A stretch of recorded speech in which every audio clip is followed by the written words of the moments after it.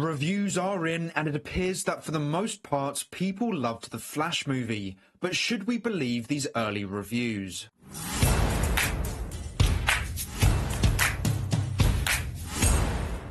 Hey everyone, welcome back to our movie news. Yesterday, The Flash was screened at CinemaCon, which is always a good sign as it shows that the company believes in that movie so much that they're willing to show it to audiences 2 months before its release. And it seems Warner Brothers' belief in the Flash film has paid off with overwhelmingly positive reviews from people who saw the movie early yesterday. And as positive as most reactions were, some did have negative reviews too.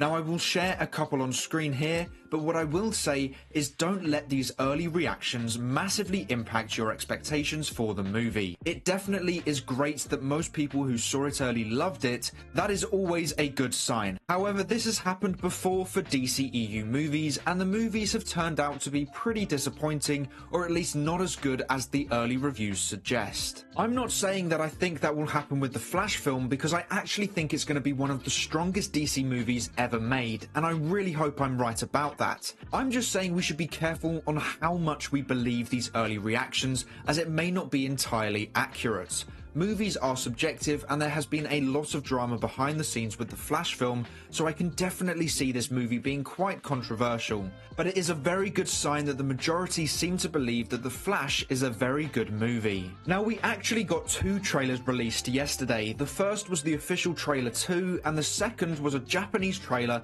that showed off a lot more new footage than what the second trailer did. Personally, I think both look great and has only increased my excitement for this film. However, I have seen a lot of criticisms, mainly about the CGI, and I have to say, the CGI in some shots do look bad, or at least not as good as they should be. However, we have to look at why that is. I think there are 3 explanations for it. Firstly, this movie has a lot of CGI in it, more than most superhero movies, so we're bound to have a few dodgy looking shots, and more than likely the CGI isn't finished yet.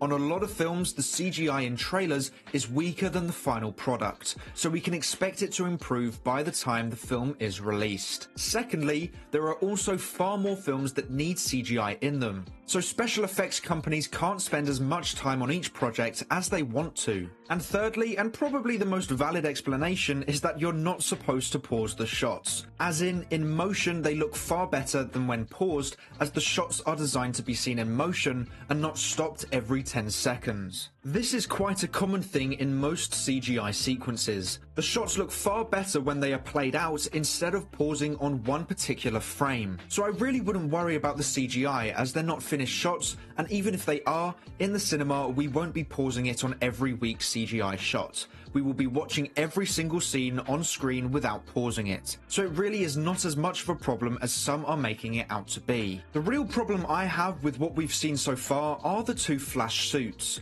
Starting off with our Barry's new suit, it looks very different in every shot we see. The proportions seem off, and in some shots it looks good, and in others it looks very weak. I would have liked to think that a suit made from nanotech would fit perfectly, and when looking at the posters compared to the trailer, they feel like 2 different suits. And the other Barry's suit looks really bad, specifically around the neck in my opinion. But that's the whole point. It seems this Barry doesn't have a suit of his own, so Keaton's Bruce Wayne gives him one of his old Batman suits to use, and it seems this Barry is such a rookie that he needs to listen to music to help him focus in the battle against the Kryptonians, as he has his headphones on that he was wearing round his neck earlier on in the trailer. But overall, I'm not the biggest fan of the 2 Flash suits, so whatever happens with the Flash in the DCU, hopefully we will get a suit that fits the Flash properly. As for Supergirl, I think she looks great in both trailers, and I can't wait to see her take on Zod.